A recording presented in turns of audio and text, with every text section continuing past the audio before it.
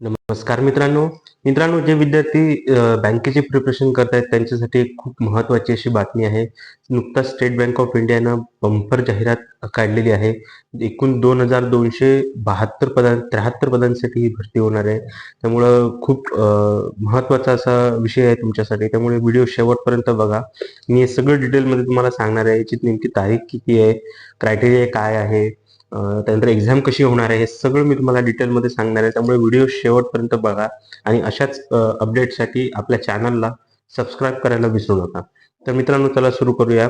State bank of इंडियाने जी भरती काढली आहे ती भरती जी आहे ती कंबाईन बेस्ड ऑफिसर या पदासाठी ही भरती आहे. तुम्ही इथे बघू शकता, जाहिरात माझ्या समोर आहे. कंबाईन बेस्ड पदासाठी ही भरती होणार आहे आणि याची रजिस्ट्रेशन सुरू व्हायची तारीख जी आहे ती ऑलरेडी म्हणजे रजिस्ट्रेशन सुरू झालेलं आहे 29 जानेवारीपासून.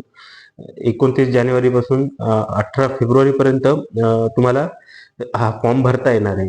त्यानंतर या एक्झामचं जे कॉल लेटर जे आहे ते तुम्हाला मार्च 26 मध्ये मिळणार आहे आणि एक्झाम देखील मार्च 26 मध्ये होणार आहे. त्याच्यामुळं असं समजून चाललं की एक्झामच्या 8-15 दिवस आधी तुम्हाला हे कॉल लेटर डाउनलोड करावं लागणार आहे. त्याच्यानंतर जसं मी तुम्हाला म्हटलं की ही भरती जी आहे ती एकूण 2,273 पदांसाठी होणार आहे. त्यामुळे यापैकी 2,050 पदं जी आहेत ती फ्रेश आहे आणि 223 पदं जी आहेत ती बॅकलॉग वाली आहे. त्याच्यामुळे एकूण जी आहे ती टोटल 2,273 पदांसाठी ही भरती होणार आहे. याचा इलिजिबिलिटी क्रायटेरिया काय आहे ते एकदा पाहून घेऊया. इलिजिबिलिटी क्रायटेरियामध्ये तुम्हाला कोणत्याही शाखेची पदवी जी आहे ती लागणार आहे. त्याच्यानंतर एज लिमिट एकदा तुम्ही बघून घ्या. 31/12/2000 पर्यंत तुमचं 21 वर्ष वय कंप्लीट होणं गरजेचं आहे, पण हे 30 पेक्षा जास्त नसावं हे देखील त्यांनी या जाहिरातीत म्हटलंय. त्याच्यानंतर एज रिलॅक्सेशन जे आहे, वयोमर्यादेची जी सूट आहे ती पण एकदा बघून घेऊया. SC/ST साठी 5 वर्ष, अदर बॅकवर्ड साठी 3 वर्ष आणि फिजिकली हँडिकॅप जर तुम्ही असाल तर त्यांच्यासाठी अशा प्रकारे वयोमर्यादेत सूट देण्यात आली आहे. त्याच्यानंतरचा जो महत्वाचा मुद्दा आहे तो म्हणजे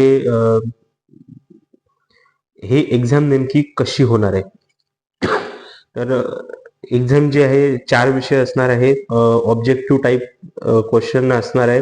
2 तासाचा वेळ तुम्हाला दिला जाणार आहे. त्यानंतर English, banking knowledge, general awareness, economy आणि कम्प्युटर ॲप्टिट्यूड असे 4 विषय असणार आहे. इंग्लिशचे 30 क्वेश्चन 30 मार्कासाठी, बँकिंग नॉलेजचे 40 क्वेश्चन 40 मार्कासाठी, जनरल अवेअरनेसचे 30 क्वेश्चन 30 मार्कासाठी आणि कम्प्युटर ॲप्टिट्यूडचे 20 क्वेश्चन 20 मार्कासाठी, असे एकूण 120 क्वेश्चन आहे 120 मार्कासाठी आणि तुम्हाला त्यासाठी 2 तासाचा वेळ दिला जाणार आहे. त्याच्यानंतर महत्वाचं हे की जसं मी तुम्हाला सांगितलं की तारीख 29 जानेवारीपासून सुरुवात झाली आहे. 18 जानेवारी शेवटची तारीख आहे. फी तुम्हाला 18 तारखेच्या आत भरायची आहे. फी किती भरायची आहे ते सुद्धा सांगतो. त्याच्यानंतर आपल्या इथे सेंटर्स कुठले कुठले आहेत ते एकदा पाहून घेऊया.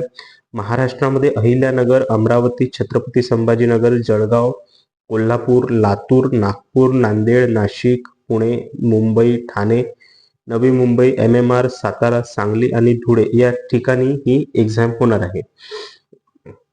तुम्हाला फी पण सांगतो याची. जनरल कॅटेगरीसाठी जी आहे ती 750 एक्झाम फी आहे आणि त्याच्यानंतर SC/ST कॅटेगरीसाठी जी आहे ती कुठलीही फी लागणार नाहीये. हे एक महत्वाचं आहे.